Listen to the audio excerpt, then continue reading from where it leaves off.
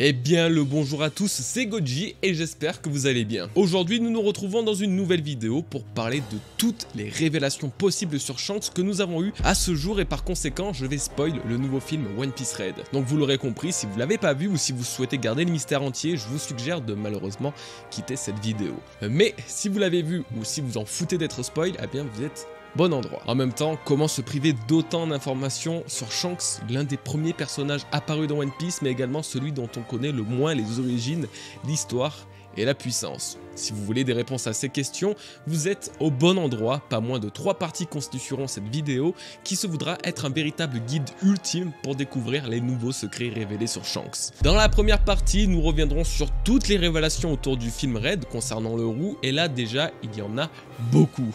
Dans la deuxième, ce sont les informations et le contenu du databook sobrement intitulé 4 milliards que je vais vous dévoiler. Les bros, si cette vidéo vous plaît, alors défoncez ce like pour l'aider à être encore mieux référencé. C'est gratuit et important pour le développement de la chaîne, tout comme l'abonnement.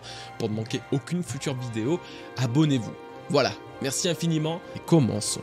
One Piece Red est sorti en avant-première le 6 et 7 août. Les fans ont ainsi pu découvrir l'histoire d'Uta, la présumée fille de Shanks, ainsi qu'une partie de l'histoire de ce dernier. Sa présence n'était pas qu'une façon de vendre le film, puisque l'empereur et protecteur de Luffy a eu un temps d'apparition à l'écran particulièrement long, peut-être même plus que dans l'intégrale de One Piece. Mais le plus notable et peut-être le plus redouté par les fans, ce sont les révélations qui nous ont été faites le concernant. Des révélations qui sont entièrement canon et valides dans l'histoire du manga One Piece. Tous les événements du film One Piece Red ne se sont jamais déroulés dans l'histoire, mais les révélations principales, au moins concernant Shanks et Uta, sont totalement véridiques. Deux preuves à cela. La silhouette d'Uta a été révélée dans un bref flashback de Shanks au chapitre 1055. Elle devient donc, comme Shiki, un personnage apparu pour la première fois dans un film One Piece tout en existant ou ayant existé dans l'histoire principale. Ensuite, la question Shanks est-il méchant a été posée à Oda durant sa dernière interview. Il a répondu que pour avoir la réponse, il fallait regarder One Piece Red. Il a également sous-entendu à plusieurs reprises que Red permettait d'en savoir plus sur les véritables intentions de Shanks, ce qui confirme davantage le caractère canon,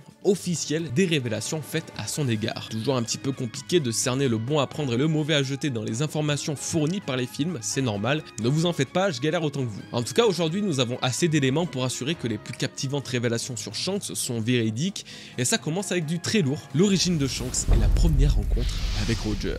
Dans One Piece Red, la première rencontre entre Shanks et Uta, lorsque celle-ci n'était qu'un bébé, s'est faite d'une façon assez particulière puisqu'il l'a trouvée reposant à l'intérieur d'un coffre. Comble de l'ironie, Shanks a un bref flashback du moment où Rayleigh et Roger l'ont trouvé. Alors que c'était déjà très largement sous-entendu dans le film, le databook 4 milliards distribué à l'occasion confirme que lui aussi a été trouvé dans un coffre à trésor. Pas seulement, une note accompagnait cet innocent bébé avec son prénom inscrit dessus, Shanks. Ce sont donc bel et bien ses parents qui l'ont nommé ainsi. Mais le plus troublant dans cette histoire, c'est que le databook révèle précisément où, quand et comment Roger a trouvé ce nouveau-né. C'était il y a 38 ans, dans un coffre récupéré pendant le raid de God Valley. Oui, Shanks a été récupéré à l'âge d'1 an par l'équipage de Roger après la guerre contre les Rocks. J'ai tout autant le seum que vous de pas avoir eu ce genre de révélation dans le manga et de devoir me contenter d'un film et d'un pauvre gribouillis dans un databook que nous n'aurons jamais, mais bordel, comment renier une telle information ? Shanks a donc été récupéré encore bébé par l'équipage de Roger, ce qui explique beaucoup mieux la réaction que ce dernier a eue avec Iori et Momonosuke, nostalgiques d'avoir des enfants en bas âge sur le bateau. Mais évidemment, c'est le lieu et la façon dont il a été récupéré qui reste le plus étonnant. À God Valley et dans un coffre. Dans l'une de mes théories sur Shanks, j'avais effectivement prédit qu'il aurait été récupéré sur cette île, mais je n'avais pas du tout imaginé que ce serait de cette façon. Avant de développer davantage cette partie, passons directement à la révélation suivante qui est intimement liée à la vie de Shanks, puisqu'en plus de son enfance, ce n'est ni plus ni moins que son nom de famille qui serait révélé. Et oui, Shanks ne se nomme pas Akagami, qui n'est qu'un surnom signifiant le roux, comme l'est par exemple Kurohige pour barbe noire et Shirohige pour barbe blanche. Ainsi, tout comme Kaido ou même Baggy, le véritable nom de Shanks n'a jamais été révélé dans l'histoire, mais ça c'était avant One Piece Red. En plein milieu du film, le Gorosei apparaît se souciant des pouvoirs d'Uta qui pourrait plonger le monde entier dans le chaos et apprenant par la même occasion qu'elle est la fille de Shanks. En tout cas c'est ce qu'il croit, la vérité en est tout autre puisque Uta se révèle n'être que la fille adoptive du Yonko. Peu importe, cette révélation pour le Gorosei en entraîne une autre puisque ces derniers en déduisent qu'elle appartiendrait à la famille Figaround, un nom qui n'est jamais apparu dans l'histoire du manga et qui serait pourtant le nom nom de la véritable famille de Shanks le Roux. Effectivement, s'il pense que Uta est la fille biologique de Shanks et que par conséquent elle fait partie de cette fameuse famille Fingerland, la logique voudrait que Shanks soit l'un d'eux, tout simplement. Malheureusement, ça sera la seule et unique fois que les Fingerland seront mentionnés, nous laissant ainsi dans un suspense total. Alors de notre côté, que pouvons-nous en déduire? Qu'allons-nous faire de ces incroyables informations sur l'enfance et la famille de Shanks? Eh bien, des théories. Shanks a été récupéré dans un coffre après l'incident de God Valley et fait partie de la famille Fingerland. Déjà, ce que nous pouvons analyser de ces informations, c'est que les vieux du Gorosei connaissaient cette famille, validant ainsi l'idée qu'elle n'est pas banale. J'irais même jusqu'à dire que c'est une famille connue, réputée et même peut-être crainte dans le monde. Première théorie qui vient en tête, une théorie datant d'au moins 7, 8, voire même 10 ans, Shanks serait issu d'une famille de nobles ou même de dragons célestes. Vous connaissez sans doute cette hypothèse, de toute façon c'est simple, pour la communauté, un personnage dont on ne connaît ni le nom de famille ni les origines est soit un Di, soit un dragon céleste, soit le gamin d'un pirate célèbre. Et je vais pas le cacher, ce n'est pas un raisonnement totalement débile. La famille Fingerland tiendrait une place de taille dans la politique du monde de One Piece, faisant de Shanks un homme à la puissance de combat exceptionnelle, certes, mais également détenteur d'un très haut statut au sein du gouvernement mondial. À cela, les preuves sont nombreuses et se retrouvent particulièrement lorsque les hautes instances du monde acceptent les requêtes les plus importantes de Shanks. Quand ce dernier a débarqué en plein Marineford, il a non seulement fait arrêter la guerre, mais aussi récupérer les corps de Ace et Barbe Blanche, empêchant la marine de les exposer davantage. On s'en rend peut-être pas compte puisqu'on ne vit pas dans le monde de One Piece, mais je vous assure que pour Sengoku ça avait l'air d'être une très grosse faveur.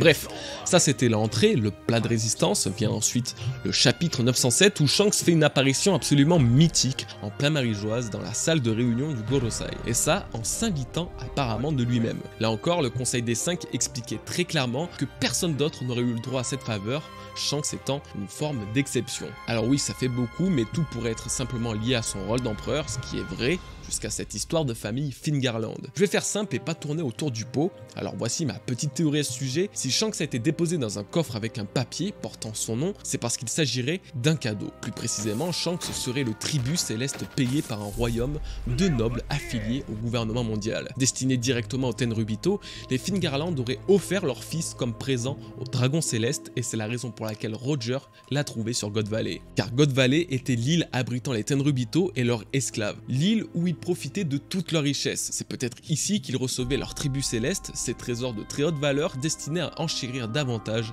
les dieux du monde. Les Fingerland, n'ayant peut-être plus d'argent à envoyer aux dragons célestes, se sont séparés de leurs fils comme ultime tribu pour garder leur noblesse et leur protection. J'ai fait quelques recherches sur internet concernant les Fingerland, évidemment je n'ai rien trouvé, si ce n'est une histoire. Un roi d'Irlande a chassé son fils, nommé Fingar, du pays qui s'était converti au christianisme. Ce dernier a navigué jusqu'en Bretagne et est devenu un saint que l'on appelait le saint Fingar. L'ironie, c'est que ça colle davantage à l'idée de cette théorie. Le roi d'Irlande ayant chassé son fils Fingar serait le roi Fingerland ayant donné son fils Shanks au Tenryubito, et le comble, ces mêmes Tenryubito ont tous le titre de saint. Shanks était alors soit destiné à devenir un Tenryubito, un saint, soit à devenir un esclave de ces derniers. Dites-moi si vous avez aimé cette théorie, cependant si elle se réalise, il va falloir tirer un trait sur la théorie de Shanks fils de Chebek. Et oui, elle se tenait très bien jusqu'à présent, voire même encore mieux qu'avant après sa découverte sur God Valley, lieu de disparition de Chebek. Cependant, si Shanks est bien lié à la famille Fingerland et que notre interprétation de One Piece Red est bonne, alors il ne serait pas un Rox. On espère malgré tout avoir plus ample information dans le futur, ce n'était que le premier sujet de cette vidéo,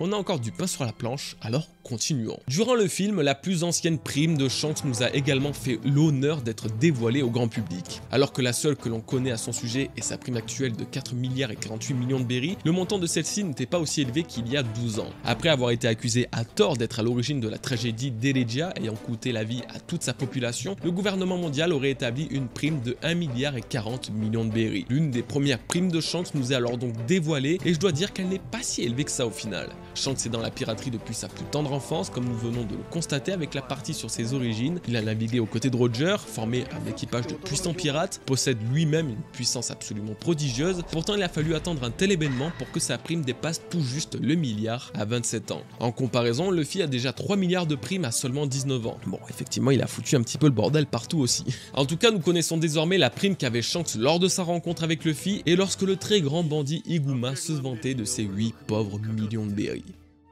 S'il y a bien un mystère chez Shanks qui nous passionne tous, c'est l'origine de sa cicatrice. Alors oui, c'est Barbe Noire qui lui a infligé, le problème c'est que nous savons ni quand, ni comment. Eh bien, à savoir comment Teach a réussi à blesser Shanks à ce point, c'est encore un mystère. Par contre, grâce au film, nous pouvons à peu près savoir quand ça a eu lieu. C'est en effet pendant la toute première rencontre entre Shanks et Wuta, celle-ci dans un coffre, que nous pouvions distinguer l'absence de cicatrice sur l'œil gauche de l'empereur. Cette rencontre s'est faite il y a 19 ans, lorsque Shanks n'avait alors que 20 ans. Dans la chronologie de One Piece, ça équivaut à l'année 1505. C'est à cette année qu'un certain Monkey D. Luffy est né, je sais pas si vous le connaissez, c'est un random, bref. La fois suivante que l'on voit Shanks, c'est 7 ans plus tard, en 1512, c'est ici qu'il rencontre le random dont je viens de vous parler, mais c'est également ici que sa cicatrice fait sa première apparition. Ce sont durant ces 7 années que Teach et Shanks se sont battus, laissant une marque indélébile sur le visage du roux. Maintenant, il n'en manque plus qu'à découvrir quel événement marquant s'est déroulé entre 1505 et 1512, et là, eh ben ça coince. On n'a pas d'infos concernant leur déplacement durant cette période. Est-ce qu'ils se sont battus pour un territoire, pour un regard de travers, pour leur ego,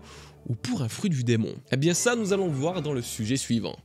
Cette fois-ci, nous allons nous diriger vers les épisodes spéciaux de One Piece Red diffusés tous les dimanches à l'occasion de la sortie du film et remplaçant temporairement ceux de la guerre de Nigashima, et permettent de mieux cerner l'histoire de Wuta en se plongeant dans son passé, ce qui nous permettra, entre autres, de vivre la toute première rencontre entre Shanks et Luffy. Rien que ça. Chose assez folle, on va pas se le cacher, surtout quand on sait quel impact aura cet événement dans le futur. Bref, ce qui nous intéresse, c'est la réaction d'Uta quand elle découvre un coffre comportant un mystérieux fruit du démon dans les trésors pilés par Shanks. Il s'agissait du Gomu Gomu no Mi. Elle semble intriguée par ce fruit du démon avant que Shanks lui mette un stop, disant que même si elle était sa fille, il ne peut pas lui donner. Évidemment, quand on connaît la véritable nature du Gomu Gomu no Mi étant en réalité le Zoan mythique du dieu soleil Nika, ça se comprend. Mais alors cette scène est-elle une simple tentative de protection d'un père envers sa fille, évitant que cette dernière soit maudite par les mères, ou confirme-t-elle que Shanks connaissait très bien le secret du fruit du démon qu'il venait de récupérer? C'était une hypothèse jusqu'à maintenant, mais plus le temps passe, plus ça devient une évidence. Shanks traquait le Gomu Gomu no Mi pour une très bonne raison, en ayant connaissance de sa véritable identité, le Ito Ito no Mi modèle Nika. Il savait qu'Uta ne pouvait pas l'avoir, qu'il ne lui était pas destiné. Il savait également avec précision quand, comment et quel navire du Sailor attaquer. Ce qui explique pourquoi, en découvrant la nouvelle prime de Luffy et sa forme éveillée en Nika, un flashback du moment où il a volé ce fruit du démon fait son apparition. Car pour la première fois, il voyait de ses yeux l'avatar incarnant le futur pour lequel il a sacrifié son bras. Donc oui, ça se confirme encore grâce à l'univers de One Piece Red, le Gomu Gomu no Mi ne serait pas tombé par hasard dans les mains de Shanks. Au contraire, c'était son destin. Je vous parlais de Barbe Blanche dans la partie précédente et de la rivalité qui l'oppose aux Roux. Ironiquement, et en plus de leur passif, ce sont les deux seules personnes connues dans l'univers de One Piece à avoir tout mis en œuvre pour traquer et récupérer un fruit du démon spécifique. Le Gomu Gomu no Mi pour Shanks et le Yami Yami no Mi pour Teach. Et si l'affrontement ayant mené Barbe Noire à laisser une telle cicatrice sur le visage de son adversaire avait comme point de départ une chasse au fruit du démon? Rappelez-vous, en 1505, l'année de naissance de Luffy, Shanks n'avait pas encore sa cicatrice, signifiant qu'il n'avait pas encore rencontré Barbe Noire autrement que lors de la guerre de Roger et Barbe Blanche. Il aurait donc peut-être appris la naissance de celui que la prophétie attendait, Luffy, et a commencé à ce moment précis à chercher le Gomu Gomu no Mi pour pouvoir lui donner. Sa route l'a mené à croiser celle de Teach, qui cherchait lui aussi un fruit du démon particulier, ce soit le Yami Yami no Mi ou le Gomu Gomu no Mi, ça je ne sais pas encore. Cependant, le destin du fruit du démon des ténèbres et celui du soleil seraient assez liés pour que leurs chemins se mêlent. Shanks et Teach se seraient alors affrontés pour s'emparer du ou des fruits qu'ils recherchaient respectivement. Plus précisément, les deux avaient exactement le même but. Simplement que l'un voulait faire lever l'aube sur le monde quand l'autre souhaitait y faire régner les ténèbres. Une chose est sûre, leur affrontement a eu lieu après la naissance de Luffy, et si on part de l'hypothèse que Shanks cherchait le Gomu Gomu no Mi pour le lui conférer ses pouvoirs et que Barbe Noire a toujours été à la recherche de fruits du démon surpuissants pour les ingérer, alors il se peut que les deux se soient battus d'une façon ou d'une autre pour le pouvoir du dieu soleil. Comme quoi, des petits détails semblant insignifiants, tels une cicatrice présente à une date et pas une autre, peut créer toute une théorie relativement solide mais surtout très cohérente. Ne sous-estimez alors jamais les plus petits indices dissimulés dans One Piece. Wow, bon, on a terminé la première partie de cette vidéo, c'était giga long, il y a encore beaucoup à faire, mais je voulais mettre un point d'honneur à condenser toutes les informations dans cette vidéo et surtout à les développer à ma façon, afin de pas seulement vous les balancer à la tronche sans sel ni poivre. Donc maintenant, la logique veut que nous commencions la deuxième partie qui sera centrée toujours sur Shanks, mais aussi sur le reste de son équipage et des pouvoirs que chacun possède. Cette fois-ci, tout vient quasiment exclusivement du fameux databook distribué au Japon dont je vous parle depuis le début. 2 ou 3 éléments du film vont se glisser dans le tas, mais globalement ce sont des informations et précisions que vous ne pouvez avoir qu'en lisant ce livre sacré, disponible qu'au Japon je le rappelle. Et c'est avec Lime Juice que nous allons inaugurer cette partie. Il est dévoilé que ce membre de l'équipage du roux a la particularité de se battre avec une arme générant des décharges électriques. On ne sait pas comment ça marche, mais ça rappelle fortement les capacités de MacGuy, l'un des alliés de Barbe Blanche, que l'on surnommait également The Thunderlord, et qui avait la particularité de se battre avec des lames électrifiées. Nous ne savons pas s'il s'agit d'un pouvoir spécial ou d'une innovation technologique, quoi qu'il en soit, lui et Lime Juice s'en servent pour dominer leur ennemi. Ce pirate de Shanks utilise également le Geppo, le pas de lune. Ce n'est pas un pouvoir inaccessible, au contraire, mais très peu basent leur capacité dessus, comme semblent le faire Lime Juice et Sanji, donc il me semblait intéressant de notifier cela dans la vidéo. Passons à l'un des plus anciens et emblématiques capitaines de l'équipage du roux, Yasopp. Le daron insouciant de notre cher Usopp est considéré comme un sniper top class, donc de première catégorie, faisant sans doute partie du top 3 des meilleurs tireurs d'élite du monde de One Piece, et il n'est pas troisième. Yasopp est tendrement surnommé le chasseur, un titre venant de sa capacité à toucher 100 cibles en 100 tirs. Attendez, 100 cibles en 100 tirs? Ne serait-ce pas...